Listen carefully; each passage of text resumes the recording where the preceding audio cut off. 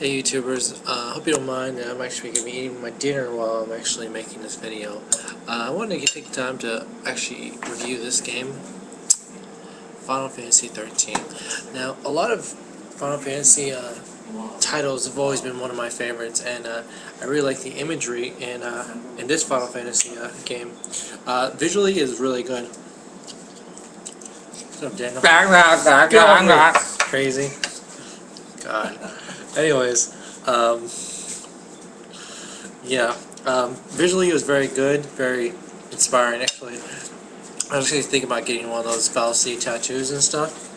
It was very good. I mean, I don't have any tattoos, not really any tattoos, but my brother is. But yeah, I was thinking about getting something like that because I'm usually too scared to go under the needle. But I can only say that Final Fantasy 13 was like. There was a little bit too much AI.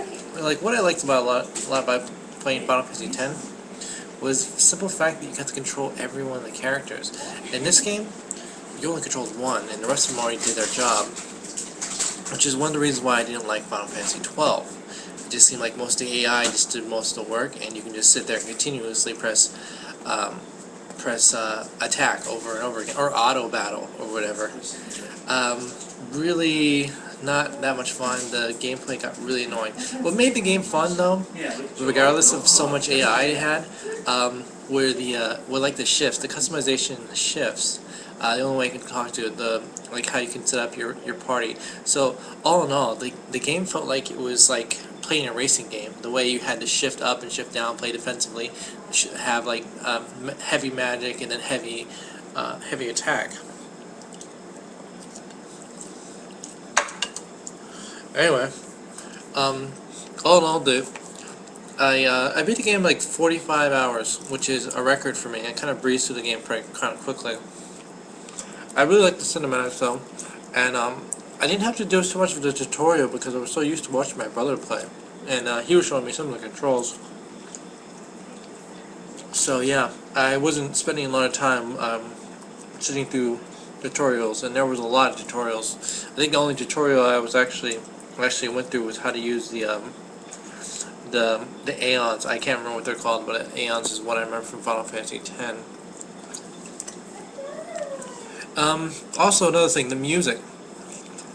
The music seemed a little under par, and I think I already know why. The composer Nobuo Uematsu wasn't on. I didn't see his name anywhere. He's like a pretty well known music composer that makes them for video games. And I guess they couldn't hire him for this game. Probably because he kept on tour with the Black Mages.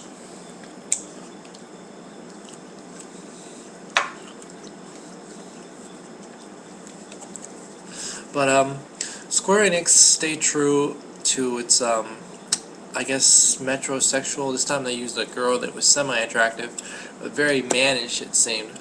But it was good that she kind of had this transition. In the story, she had this this transition of being just this, kind of having this raging bull-like type of attitude, to being that feminine one that actually kind of cares about the people she was with. When I was playing it for the first few hours, I was like, oh great, now I was like, in Final Fantasy XII, we had a character that was way feminine. Actually, probably Van was probably the most feminine character that's ever been in the series. But now we have the opposite effect. We have a mannish female that kind of adds this boyish personality, boyish haircut. I wouldn't say fighting style. She was very acrobatic. And it turns out like everybody was acrobatic. I use Snow though.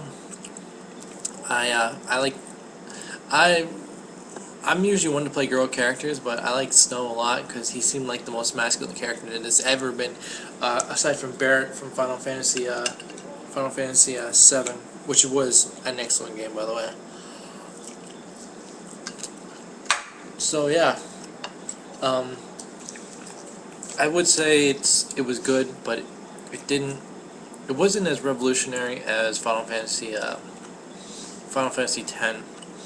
and it seems like they took some the coding from Final Fantasy, Final Fantasy 12, which was not a good idea. But the main reason why I actually started playing it is because the review on Final Fantasy X1112. I saw the reviews, I saw the previews of that game that was about to come out. And if you haven't checked it out, you should see it. Because Final Fantasy 13 didn't really attract me as good as, even though I like most of the Final Fantasy games. I think the only Final Fantasy game I didn't play was Final Fantasy 10. It was 9. I played 10 a lot, but 9 is one I didn't play, and people say that's one of the best tracks of the Final Fantasy genre. And this wasn't really all that revolutionary to me. So, but I don't know. If you're into Final Fantasy games, or looking forward to the new sequel, the only reason why I played was because the new sequel came out, and I was like wondering, like, what the heck happened. My brother tried to explain to me in some detail about these the Sea and the Fal'Cie and the Sith, and how they like how Cocoon like practically turned to crystal. Oh yeah, sorry, so that's spoiler alert. So yeah, that's one of the reasons why I played it, and it kind of just sat there on the shelf for like a good 5 weeks or so before I started playing it. I originally started playing it for my a few weeks ago, and the reason why I didn't play it is because after playing it for like a good 45 minutes, I started realizing this game was like really girl orientated. The cinematics with Sarah, with her about to get married, being all happy and this feminine, and then you have this another strong woman who is very, very tough, very unemotional, very strong, and yeah, I mean the whole thing was just about, was supposed to be very. It kind of reminded me of a chick flick in a sense.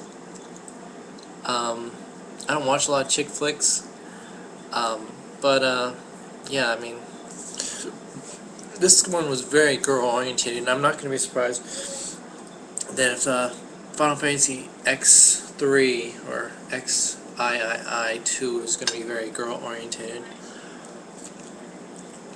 I just need to stop with so many metrosexual characters. I don't have any. I mean, Sephiroth, probably the most metrosexual, but he was a bad guy. I kind of sometimes wonder what would happen if Sephiroth was actually a girl. I think she'd still be hot. Not saying, I don't know, that makes me gay or anything. Yeah, that's pretty much all I can say about this. I know this is only an 8-minute video, but I thought I could make it up in 15 today. But I'm gonna eat my dinner. That's Final Fantasy 13. I would say if you are a fan of the genre of Final Fantasy games, I would suggest playing 13. But if you're new to role-playing games, I mean, I wouldn't. They were really thinking of basically the genre of how many people already play Final Fantasy, and they're going to make a game that just make a few changes to an already really complicated system, and you already practically know everything that's going to happen as far as gameplay is concerned. But all in all, if someone new to the RP role-playing genre, I would suggest 7. Even though it's old, it's still a good game. Or 10. There's not so many cinematics, but at least you can control all the characters at once. No, not at the same time, but but one by one you control the characters. They go through the turn-based combat. This is a whole new thing, and I don't think you should reinvent the wheel. Try to make something that's already good, different. Probably going to end up buying another turn-based combat game. I don't know what kind are out there for the Xbox 360, because everything is just kind of trying to change their way around. But yeah, to be honest with you, I really miss those turn-based combat games. It actually made you have to use your imagination. I used to write fan fiction about Final Fantasy VIII, and all in all, I mean, even though physically all you saw was this character jump up, well, walk up and attack this character, you know, in your head I was kind of thinking that something different was going on. And I guess that's why they, I guess I wasn't the only one to feel that way. So I guess that's the reason why they made the game like that. Just the characters were moving all acrobatically, they were backing up, they were moving forward, but you had no control over this. All you had was control of this complete AI that basically took over the game. So all you have to do is press A after another. Just get there and let it auto battle, and then shift up and down like you're in a car to beat the bosses. Because some of those bosses you need to be defensive, some of them you need to be offensive. There are like stagger points when you need to like up your melee, because that's when you do the most damage. And magic, you know, it brings up those staggering points. But you know, it's very AI orientated, and if you feel like watching like a good 3.5 hours of cinematics, which were good by the way, all in all the story was great, but I don't know, maybe they should just made this into a movie. No, they shouldn't, because last time they did that, they did a really bad job. But yeah, I felt like buying an expensive DVD set, but it was only $50. What can I expect? Actually, no, it wasn't $50. It was like $30 because I bought it pre-owned. Still good deal at GameStop. Well, I guess did manage to say a few things, but I'm sorry about my brother, and I'm sorry about me eating, but I haven't eaten dinner in like a good 5 hours or so, and oh yeah, so I don't like have a lot of subscribers anyway. Alright, this is EJB Action Star signing out, and I promise I'll have some Action Star stuff someday when I get a better camera. Bye.